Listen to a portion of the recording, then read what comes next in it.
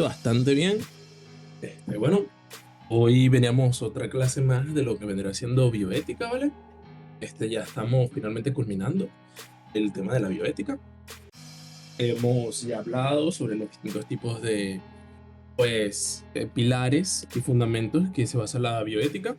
Hemos utilizado algunos ejemplos existentes que ustedes mismos nos han ido presentando, lo hemos ido revisando, analizando y demás.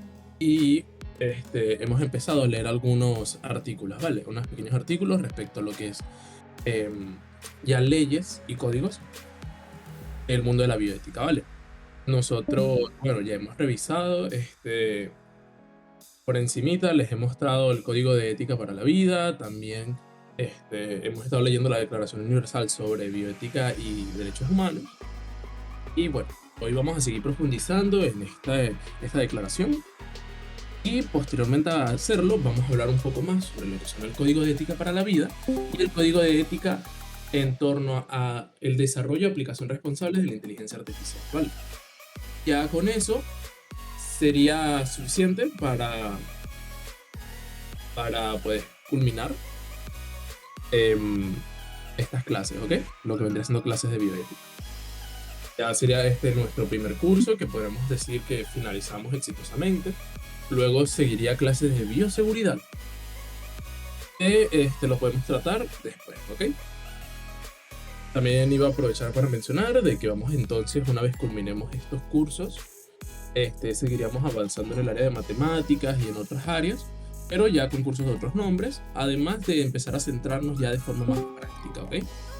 Por ejemplo, planeaba desarrollar aquí un pequeño curso de desarrollo web, ¿ok? Para desarrollar páginas web de manera muy simple, tampoco hacer algo muy complejo, pero al menos sentar las bases para que puedan seguir avanzando, ¿vale? Lo mismo con matemática, empezar a dar clases de matemática 1 o de otras áreas, geometría descriptiva y demás, ¿ok? Y eso. Bueno, voy a aquí abrir este, la declaración y le voy a dar a compartir, ¿vale? Dígame si logran verla, por favor. La mayoría de los mensajes que puedan enviar sean a través del chat. Pues bueno, recuerden, estamos grabando estas clases para YouTube para que puedan ustedes llegar a verlas, ¿vale?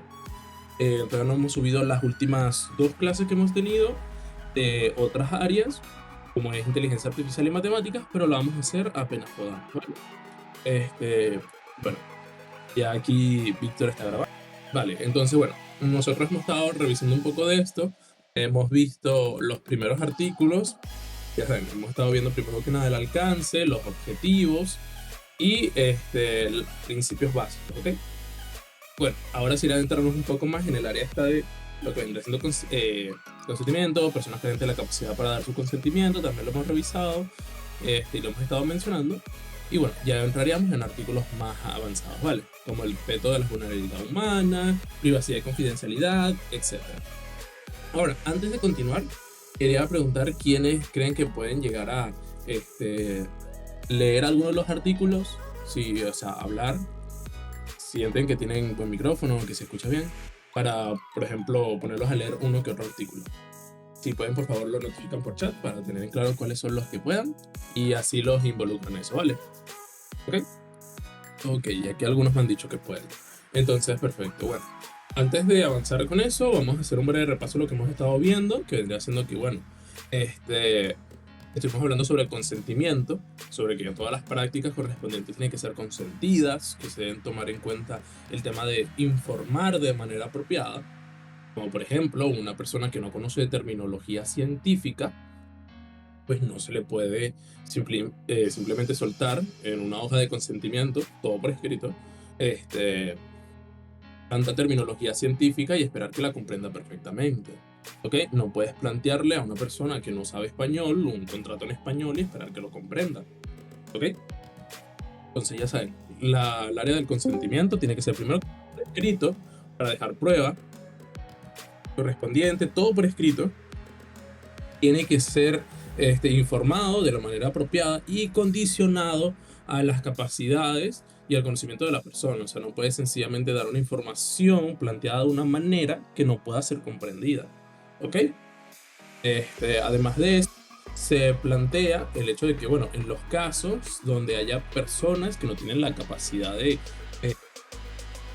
consentir de manera típica, como podrían ser, por ejemplo, niños, personas muy adultas, personas con cualquier tipo de discapacidad física o mental que les impida realizarlo, entre otros, se va a condicionar su caso dependiendo de lo que plantee el país correspondiente, ¿ok?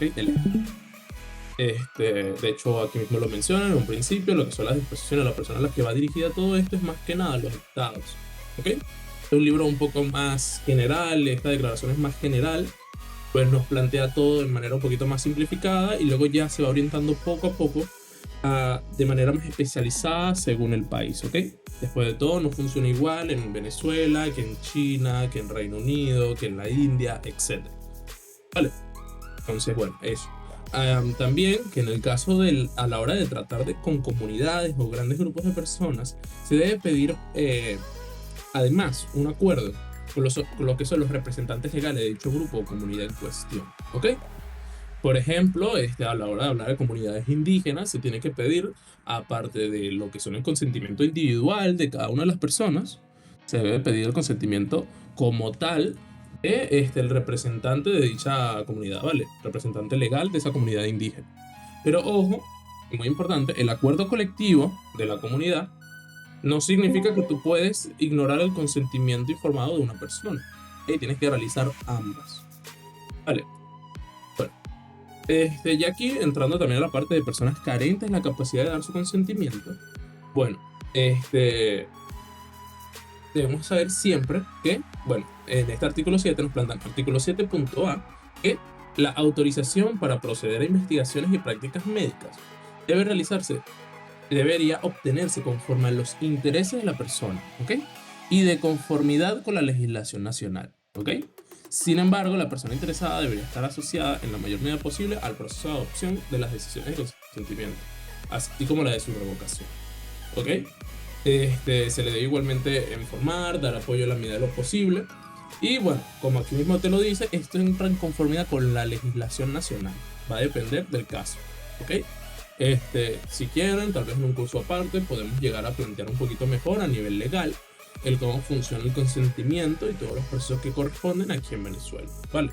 Pero para evitar llevarlo a un grado demasiado complejo, vamos a mantenerlo de manera simple, ¿ok? Ahora, también se debe llevar a cabo únicamente actividades de investigación que redunden directamente en provecho de la salud de la persona interesada, ¿ok?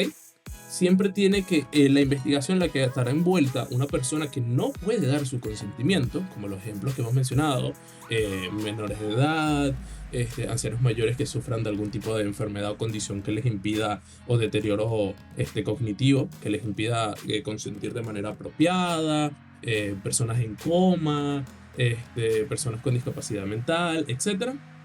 Si se va a ver envuelta de cualquier tipo del área de la investigación, tiene que ser siempre en provecho de la salud de la persona interesada. Una vez obtenida la autorización y reunidas las condiciones de protección establecidas por la ley, ¿ok? Y si no existe una alternativa de investigación de eficiencia comparable con participantes, la investigación capaz de dar su consentimiento. O sea, ¿qué te quiere decir esta parte? Número uno, aparte de que debe ser siempre en provecho de la persona, de la salud de la persona, también tienes que cumplir con lo establecido por la ley y que además tienes que siempre ver si no existe una alternativa mejor donde esté involucrada gente que sí pueda consentir, ¿vale? Por ejemplo, si nosotros estamos haciendo investigaciones en lo que es el área de, no sé, supongamos cáncer, ¿ok?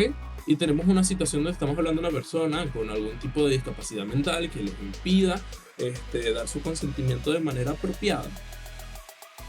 Y tienes otro caso con el mismo tipo de cáncer que se le puede hacer el mismo proceso a alguien que sí puede consentir la investigación. Obviamente tienes que buscar siempre el caso de la persona que sí puede consentir, ¿ok? Para la realización de investigaciones y de actividades médicas, ¿ok? En la medida de lo posible siempre se tiene que buscar cualquier tipo de alternativa que involucre a personas que sí sean capaces de dar su consentimiento. Ahora, las actividades de investigación que no entrañan un posible beneficio directo para la salud se deberán llevar a cabo únicamente de modo excepcional. con las mayores restricciones, exponiendo a la persona únicamente a un riesgo y una coerción mínima, y si se espera que la investigación redunde en provecho a la salud de otras personas de la misma categoría, a reservar de las condiciones prescritas por la ley y de forma compatible con la protección de los derechos humanos de la persona. Ok, ¿qué te está queriendo decir esto? Que supongamos que hablamos de un tipo de investigación que no entraña un posible beneficio directo para esa persona, ¿verdad? Ok, entonces bueno, debes plantearlo de manera excepcional, o sea, son situaciones muy específicas que van a depender según lo planteado en las leyes de tu país o de tu estado, dependiendo del tipo de legislación. Ustedes saben, no es lo mismo, por ejemplo, en países tipo Estados Unidos, que cada país tiene una ligera variación en sus leyes, o en Venezuela, que hay muchas leyes que son a nivel nacional generalizado, o situaciones así, ¿vale? Es bueno. Y bueno, siempre se tiene que hacer bajo un riesgo y coerción mínimos, ¿ok? Si tienes alternativas donde vas a disminuir los riesgos de dicha persona, siempre se deben tomar, ¿ok? Y se espera que esa investigación, si no va a ser beneficiosa para esa persona, pues que al menos sea beneficiosa para otras personas de en una misma situación, ¿ok? Entonces está eso. Ahora, tenemos el caso aquí, entrando ya en el artículo 8, ¿vale? El respeto a la vulnerabilidad humana y la integridad personal. Para ver aquí, Mishu, ¿podrías por favor leer el artículo 8, por favor? Sí. Respeto de la vulnerabilidad humana y la integridad personal. Al aplicar y fomentar el conocimiento científico, la práctica médica y las tecnologías conexas, se debería tener en cuenta la vulnerabilidad humana. Los individuos y grupos especialmente vulnerables deberían ser protegidos y se debería respetar la integridad personal de dichos individuos. Ok, allí se puede entender esa parte. Por ejemplo, aquí más que nada se quiere mencionar sobre que, los actos de cualquier tipo de práctica médica o a la hora de aplicar alguna área de la ciencia, hay que tomar en cuenta, pues eso, la vulnerabilidad humana, tanto en el aspecto literal, como es la salud física de la persona, al verse involucrada en, digamos, la toma de medicamentos o otras situaciones semejantes, como podría ser tal vez daños a nivel psicológico o a nivel emocional durante el respectivo proceso, como pueden ser, por ejemplo, en estudios del área de la psicología o psiquiatría, ¿ok? O áreas de ciencias sociales y demás, ¿ok? Siempre se debe tomar en cuenta integridad personal de los individuos, sobre todo los grupos especialmente vulnerables, ¿vale? Eso hay que tomarlos en cuenta. Ahora, aquí adentrándonos en este artículo 9, que nos habla de privacidad y confidencialidad, encontramos que la privacidad de las personas interesadas y la confidencialidad de la información que las atañe deberían respetarse. En la mayor medida posible, esa información no debería utilizarse o revelarse para fines distintos de los que determinaron su acopio, o para los que se obtuvo el consentimiento de conformidad con el derecho internacional, en particular el relativo a los derechos humanos. ¿Se acuerdan cuando nosotros estábamos planteando algunos ejemplos y nosotros llegamos a mencionar algunos de ciberseguridad o ciencia de datos y robótica? Hablábamos de un robot que estaba diseñado específicamente para poder servir como ayudante en el área de enfermería, ¿vale? Él iba a estar recolectando datos biométricos de la persona, distintos datos del área de la salud y demás de la persona, ¿ok? Y se acuerdan que mencionamos que se debía evitar el que estos fueran usados para otras cosas. Bueno, aquí se ve involucrado, ¿vale? En esta área aquí la podemos ver. Que se debe siempre respetar en la medida de lo posible, ¿vale? Y si se fueron dadas a través de cualquier tipo de acuerdo, esos datos o esa disposición, esa información, debemos limitar su uso a nada más esa área, ¿vale? Ahora, allí, si pueden observar, aquí se entra bastante, hemos estado hablando últimamente con lo que es áreas de no maleficencia, áreas de lo que son autonomía y demás, ¿ok? si bien no están escritas con literalmente ese nombre, aquí podemos ver cómo ya están fundamentando esos pilares de la bioética, ¿vale? Ahora, aquí podemos ver en el artículo 10, igualdad, justicia y equidad. Ven, de nuevo vuelvo a hablar sobre un pilar de lo que vendrá siendo la bioética, ¿vale? Aquí nos dice, sabrá de respetar la igualdad fundamental de todos los seres humanos, en dignidad y derechos, de tal modo que sean tratados con justicia y equidad. Ok, aquí pueden observar de nuevo lo anteriormente mencionado. Igualdad fundamental de todos los seres humanos en dignidad y derechos. O sea, durante los procesos a realizar, de lo que vendrá siendo, por ejemplo, investigación científica, realización de trabajos, a la hora de involucrar a personas en lo que son investigaciones de tesis o en el área médica, la igualdad, ¿ok? No se pueden realizar actos como lo que vimos en nuestra primera clase respecto a lo que vendría siendo la situación de Tuskegee, que se puede observar que hubo actos de discriminación directa hacia la población afroamericana y hacia la población más pobre, a la cual se vulneraron sus derechos humanos y la dignidad humana, ¿vale? Entonces ahí tenemos eso. Muy asociado a vemos el artículo 11, que nos habla sobre la no discriminación y no estigmatización. Ningún individuo o grupo debería ser sometido por ningún motivo en violación de la dignidad humana, los derechos humanos y las libertades fundamentales, a discriminación o estigmatización alguna. ¿Ok? Aquí tenemos este caso, se repite lo mismo que habíamos mencionado con el caso Tuskegee, ¿vale? Los dos están inmensamente asociados al área de justicia, ¿ok? Los pilares de justicia, ¿vale? Entonces, ya tendríamos ese caso. También, bueno, ya entraríamos en el artículo 12, que es respeto de la diversidad cultural y el pluralismo, perdón. Dice, se debería tener debidamente en cuenta la importancia de la diversidad cultural y del pluralismo. No obstante, estas consideraciones no habrán de invocarse para atentar contra la dignidad humana, los derechos humanos y las libertades fundamentales o los principios enunciados en la presente declaración, ni tampoco para limitar su alcance. ¿Qué te dice aquí en este planteamiento? Que bueno, hay que respetar la diversidad cultural que puede existir, ¿vale? Puede llegar a presentarse como en casos como la comunidad indígena, que tienen distintas tradiciones culturales, sociales, ya culturas respecto a otros países, o directamente subculturas de una misma sociedad que se pueden ver, ¿vale? Siempre se tiene que plantear lo que es esta presencia de múltiples puntos de vista, de múltiples áreas culturales, de múltiples áreas religiosas, etc.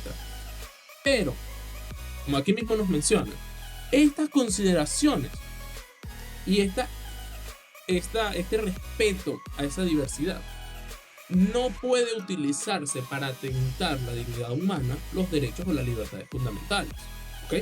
Existen algunas partes del mundo donde, por ejemplo, debido a cuestiones culturales se justifica mutilación genital femenina, por ejemplo, como llega a pasar en lugares en África, o el cazar a niños muy, muy pequeños, ¿ok? O ya yéndonos a casos más extremos, como puede ser algunas culturas que practicaban el canibalismo, ¿vale? El respeto cultural que debe existir no justifica en ningún aspecto la existencia de estos actos que dañan directamente los derechos humanos, las libertades fundamentales y la dignidad humana, ¿ok? Así es, si bien la diversidad cultural es un aspecto muy importante, nunca es un justificativo para vulnerar un derecho humano, ¿ok? Y siempre se tiene que mantener en cuenta eso, ¿ok? Tanto para lo que vendrá siendo sus propias prácticas, como a la hora de ver otras prácticas involucradas en base a otras personas, ¿vale? Eso es muy importante tomarlo en cuenta. Sobre todo, se debe apoyar lo que son los derechos humanos. Ahora tenemos el artículo 13, que nos habla sobre la solidaridad y la cooperación, ¿vale? Que nos dice, se habrá de fomentar la solidaridad entre los seres humanos y la consideración internacional a este efecto, ¿ok? También por eso, en muchas de las prácticas que podemos ver en el área de la bioética, nos habla mucho sobre grupos de personas, ¿vale? Que están todas involucradas en el mismo fin, ¿ok? Como podría ser comités de bioética, situaciones así. Se debe fomentar la cooperación en distintas áreas, sobre todo en el desarrollo de la solidaridad, ¿ok? Esto también se plantea aquí de cooperación internacional, por eso es que se menciona en todo esto en lo que son el derecho internacional, por eso es que la bioética, como les menciono aquí, esto es más que nada una información que se le presenta a los estados para que la tomen en cuenta, ¿ok? Ahora, hasta el momento, ¿hay alguna duda, alguna pregunta que lleguen a tener? Cualquier duda o pregunta, no duden en informarla a través de lo que es nuestro chat, ¿ok? ¿Alguna duda? Para ver. No. Ok. Bueno, entonces vamos a seguir continuando, ¿vale? Aquí en este artículo 14, para ver si puede, porfa, Ángel Miguel, ¿podrías hablarnos sobre el artículo 14.1?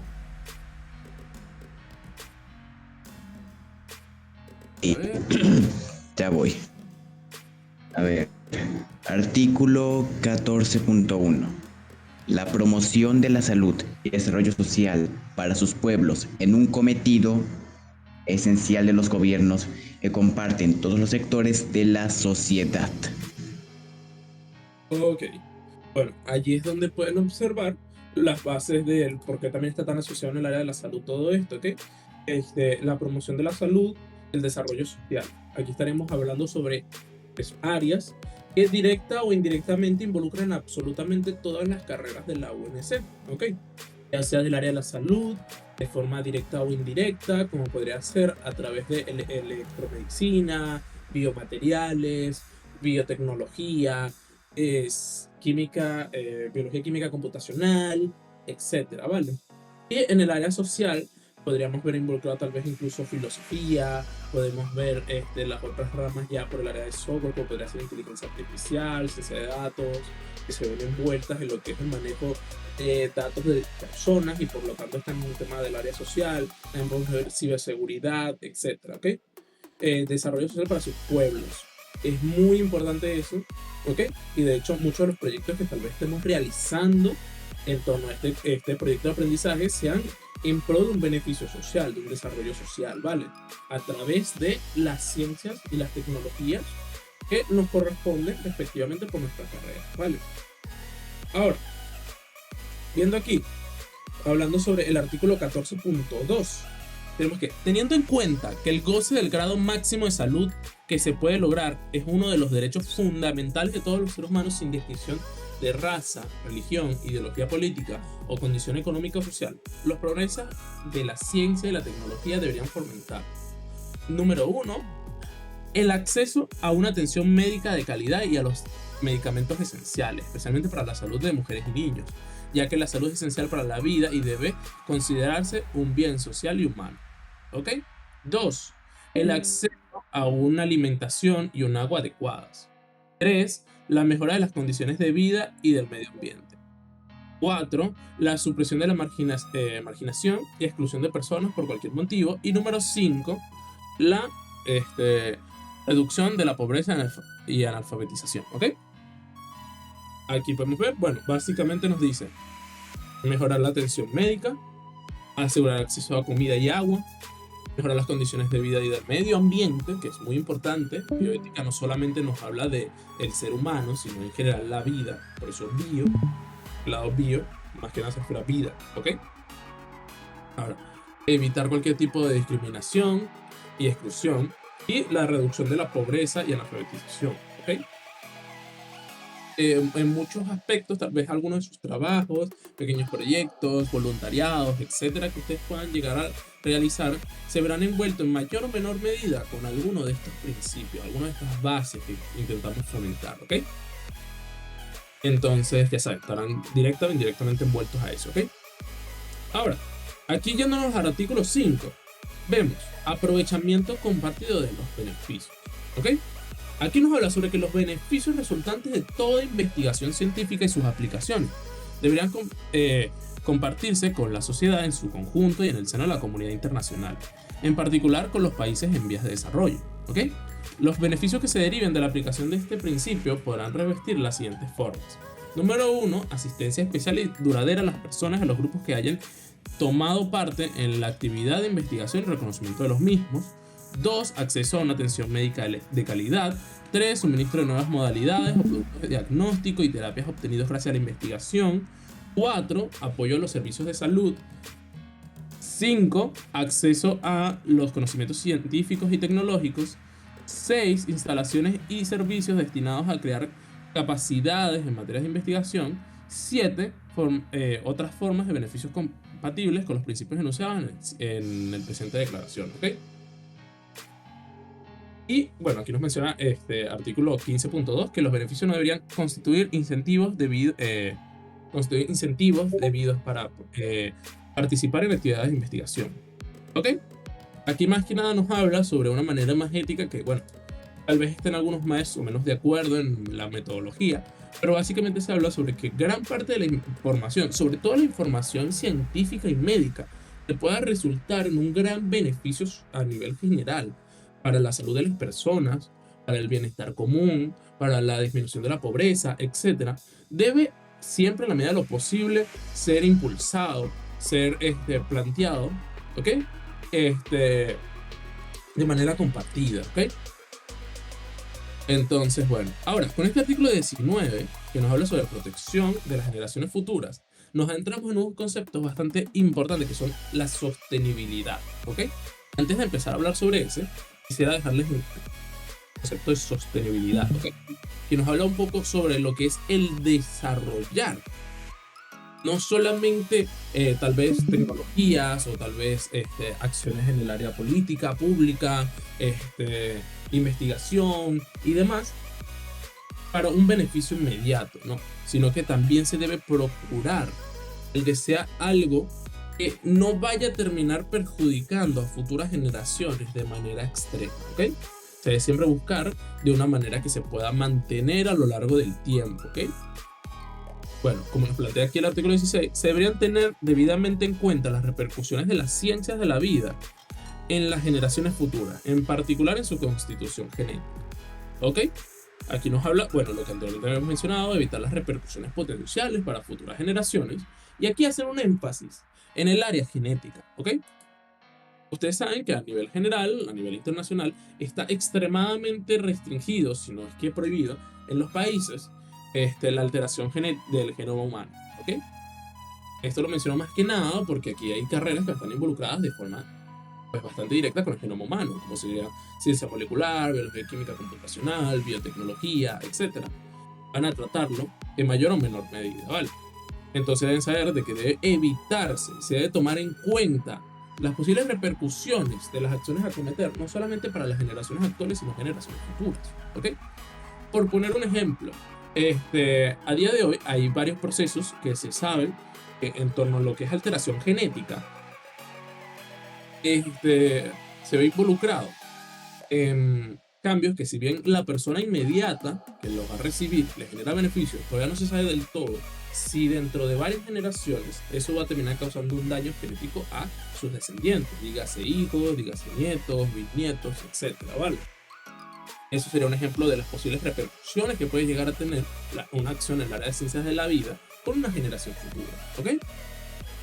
Ahora, este artículo 17, si puedes, Mishu, podrías leerlo, de protección del medio ambiente, la biosfera y la biodiversidad, por favor. Sí. Artículo 17. Se habrán de tener debidamente en cuenta la interconexión entre los seres humanos y las demás formas de vida, la importancia de un acceso apropiado a los recursos biológicos y genéticos y su utilización, el respeto del saber tradicional y el papel de los seres humanos en la protección del medio ambiente, la biosfera y la biodiversidad. Ok, bueno, entonces aquí ya pueden ver que están tomando en cuenta lo que habíamos mencionado anteriormente. No solamente hablamos de seres humanos, hablamos de animales, hablamos de plantas, hablamos del ambiente en general, ¿ok? Y todo lo que esto involucra, ¿vale? Las interacciones que llegan a existir entre diversos seres vivos, los efectos que pueden tomar nuestras acciones, y bueno, el acceder de forma apropiada y de interactuar de forma apropiada con cualquier entidad viva o no viva que afecte a seres vivos, ¿ok?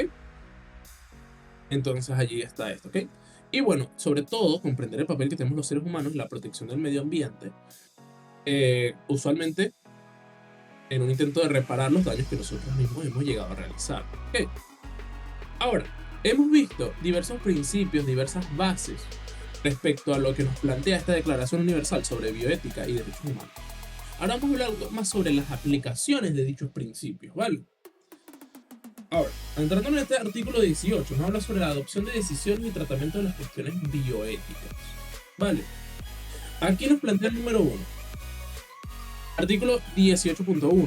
Se deberá promover el profesionalismo, la honestidad, la integridad y la transparencia en la adopción de decisiones. En particular, las declaraciones de todos los conflictos de interés y el aprovechamiento compartido de conocimiento. ¿Okay? Se deberá procurar utilizar los mejores conocimientos y métodos científicos disponibles para tratar y examinar periódicamente las cuestiones de bioética. ¿Ok? Se debe mantener siempre un estado de honestidad, o sea, se evita lo que es maquillar datos, por ejemplo, siempre profesionalismo, el asegurarnos de que tomar con mucho cuidado lo que son los potenciales conflictos de interés. De hecho, en muchas investigaciones llegan a existir directamente leyes en torno al conflicto de interés, ¿vale? Un ejemplo a lo que quiero llegar. Supongamos que una persona decide realizar un artículo científico hablando sobre que un cierto medicamento causa cierto daño en la salud humana, ¿ok? Lo plantea, los publica y demás, pero luego se enteran de que dicha persona obtiene beneficios económicos, o trabaja, o está asociado, o directamente es dueño de, digamos, otra empresa de producción de medicamentos rival a esos medicamentos que se habían planteado. Eso ya genera un potencial conflicto de interés, ¿ok? Y eso puede llegar a dejar en claro que tal vez haya fallos en dicha investigación, se afectó el área de honestidad y demás, ¿ok? Importante, sobre todo, que tengan mucho cuidado con los conflictos de interés que se pueden presentar a la hora de ustedes investigar, ¿vale? Si bien sí se puede investigar participando y siendo parte de digamos, empresas o digamos de cualquier tipo de organismo que pueda resultar beneficioso o no, en tomar muchas precauciones en torno a eso, sobre todo ver las limitaciones que les plantean a ustedes el derecho, ya sea del área internacional o del país, ¿ok? Así que ya saben, tienen que tener mucho cuidado en esa área. También se deberá entablar un diálogo permanente entre las personas, los profesionales interesados y la sociedad en su conjunto, ¿ok? Aquí nos plantea, ok, el diálogo es una parte esencial de todo este proceso, ok. No solamente por el hecho del dialogar, que es el compartir puntos de vista, poder ver a través de eso, poder tal vez ver pequeños fallos o ver actos y puntos de vista que usualmente no te plantearías, sino también porque a la hora de realizar esos diálogos también se comparte información, ok. Y eso es parte muy esencial del área de la bioética, el área de difundir la bioética, ¿ok? De hecho, en parte estamos realizando dicho acto a la hora de la realización de este curso, ¿ok? El aprendizaje de la bioética es una de las principales herramientas para asegurarnos que se cumple, ¿ok? Y también se deberá promover las posibilidades de un debate público, pluralista e informado, en el que se expresen todas las opiniones pertinentes. ¿Por qué público? Bueno, ya estaríamos cumpliendo la parte de interactuar con las personas y estaríamos difundiendo la información, estaremos facilitando la observación del mismo y sobre todo mantenemos una transparencia a la hora del debate de diversas opiniones, ¿ok? ¿Por qué pluralista? ¿Por qué? Porque es esencial diversos puntos de vista, sobre todo en el área de la ciencia y a la hora de hablar de bioética, ¿ok? Se necesita ver el punto de vista de diversas personas, ¿ok? Por eso en sectores como es el de bioética, que es el comité de bioética que vamos a hablar posteriormente, es esencial que no haya solamente los profesionales de una área, ¿ok? A la hora de hablar de, por ejemplo, comités de ética del área médica, digamos, no es que se va a encontrar conformado únicamente por abogados o únicamente por doctores. No, tiene que estar presente tal vez el equipo de doctores, una parte de abogados, tiene que haber tal vez también enfermeros, personas ya de otras índoles para apoyar en todo ese proceso, ¿ok? He informado porque, bueno, toda realización de este tipo de divulgación se debe realizar siempre bajo los criterios y metodología científica, ¿ok? Información pertinente, tiene que ser comprobada, tiene que tener bases, ¿ok? De hecho, mismo nos lo mencionaba en el artículo 18.1, esta parte de procurar utilizar los mejores conocimientos y métodos científicos disponibles para tratar, examinar las cuestiones bioéticas. Siempre utilizar el método científico, siempre procurar utilizar los mejores conocimientos disponibles para la hora de hablar de estas áreas, ¿ok? No es un debate como usualmente se llega a ver en redes sociales. Tiene que ser un debate informado, con su respectiva estructura, con respectivos pasos y procedimientos muy bien presentados para llevarse a dar, ¿ok? Ahora, ya que hemos visto esto, vamos a hablar sobre un área que nos va a competir bastante, porque primero que nada se encuentra presente lo que es el IBI. Y segundo, se está desarrollando para que esté dentro de la ONC, ¿ok? Que son comités de ética. El artículo 19 nos habla sobre: se deberían crear, promover y apoyar, al nivel que corresponda, comités de ética independientes, pluridisciplinarios y pluralistas, con miras a: número 1, evaluar los problemas éticos, jurídicos, médicos y sociales pertinentes suscitados por los proyectos de investigación relativos a los seres humanos. ¿Ok? Todas las problemáticas existentes. Si a nivel jurídico, digamos que tu investigación no está realizando las cosas de acuerdo a la legislación correspondiente, a las leyes de tu país o al derecho internacional. Científicos, porque debes realizarlo según cierta metodología y seguir ciertos criterios. Éticos, porque debes asegurarte de que se cumplan pues las bases éticas y bioéticas correspondientes. Y sociales, sobre todo en ciencias para la vida, porque al fin y al cabo la investigación va a afectar a las personas, ¿ok? Y por eso hay que verlo también desde esa perspectiva, ¿ok? Ya sea a través de cualquier tipo de daño social que va a llegar a generar, los efectos a nivel cultural, conductual, etcétera, en los seres humanos y demás, ¿vale? 2. Prestar asesoramiento sobre problemas éticos en contextos clínicos. Ya esto es más adentrándonos en el área de la medicina, pero cada uno de los hospitales tiene que tener presentes un comité de ética. De hecho, es un proceso muy importante que tengan. Y creo que directamente, dependiendo del país, las leyes informan que es obligatorio. ¿Ok? 3. Evaluar los adelantos de la ciencia y la tecnología, formular recomendaciones y contribuir a la preparación de orientaciones sobre las cuestiones que entran en el ámbito de la presente declaración. ¿Ok? Hablar cualquier tipo de adelanto de la ciencia, las investigaciones nuevas, cualquier tipo de descubrimiento y demás. ¿Ok? Y 4. Fomentar el debate, la educación y la sensibilización del público sobre la bioética, así como su participación al respecto. De nuevo lo que habíamos mencionado. Hacer público el conocimiento sobre la bioética es esencial, ¿ok? Vamos a ver aquí, antes de seguir continuando, un ejemplo que existe a día de hoy, que pueden llegar a haberlo observado en lo que vendría siendo redes sociales, que es si no recuerdo mal, se llama Royal Caribbean, no recuerdo exactamente el nombre, pero es un caso que está pasando en lo que es México, por ejemplo. Estaban buscando la realización de un parque acuático en una zona de México, que para su construcción, mantenimiento y las respectivos proceso de contaminación que se ve involucrado realizarla. Este proyecto se estimó una inversión de $1.000 millones. Iba a generar una inmensa cantidad de daños que iba a terminar afectando a todos los seres vivos del entorno, y al medio ambiente en general, sobre todo a una gran cantidad de especies en peligro de extinción. Se iba a desarrollar, los respectivos involucrados en el ámbito político, en ámbitos legales y demás dieron el visto bueno, lo permitieron, pero ¿qué pasó? Ahí fue cuando se involucró directamente la sociedad, el público en general, ¿ok? Y decidió empezar hablar al respecto, mostraron la indignación que merecía dicha situación, ¿ok? Empezaron a meter presión en redes sociales, a plantearlo. Esto llevó a que, pues gracias a la presencia del público, diversos abogados, especialistas en el área se involucraran y demás, y se pudo evitar que se realizara ese proyecto que iba a terminar dañando en inmensa medida al medio ambiente mexicano, ¿ok?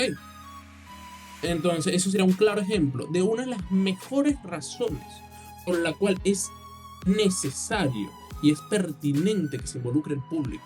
No solamente porque es necesario que ellos estén informados, para que ellos mismos evitan errores, sino para que ellos mismos tengan la fuerza y el poder de evitar esta clase de problemáticas, ¿ok? Por eso también es esencial que sea algo público y que estén todas las personas involucradas, para que si un día el sector médico falla, esté todo el sector jurídico consciente del área bioética y lo evite. Si el sector jurídico falla, esté consciente el público o el ámbito político o el ámbito social, atento a esa situación y lo evite.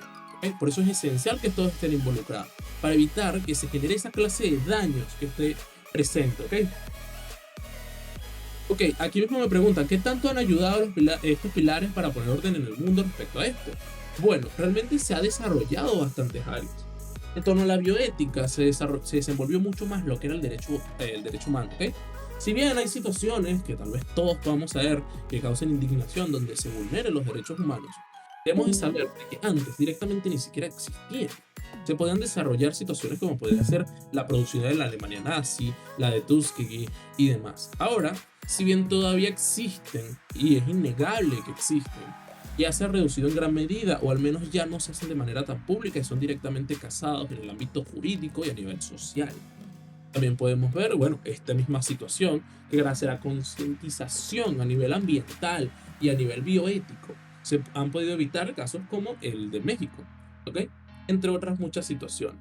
Ahora, cabe destacar que como es un tema relativamente nuevo, como nos menciona aquí Ángel Miguel, hay muchas problemáticas que todavía requieren solución. Hay mucha gente que todavía no ha interiorizado y comprendido de verdad la importancia de la bioética, ¿ok? Pero es un trabajo que poco a poco debemos ir todos desarrollando para asegurarnos que no se repitan situaciones graves como esta, ¿ok?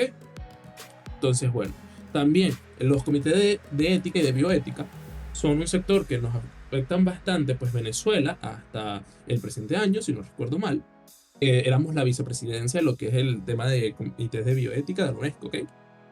Sobre todo destacando la rectora de la universidad, ¿ok? En ese sector.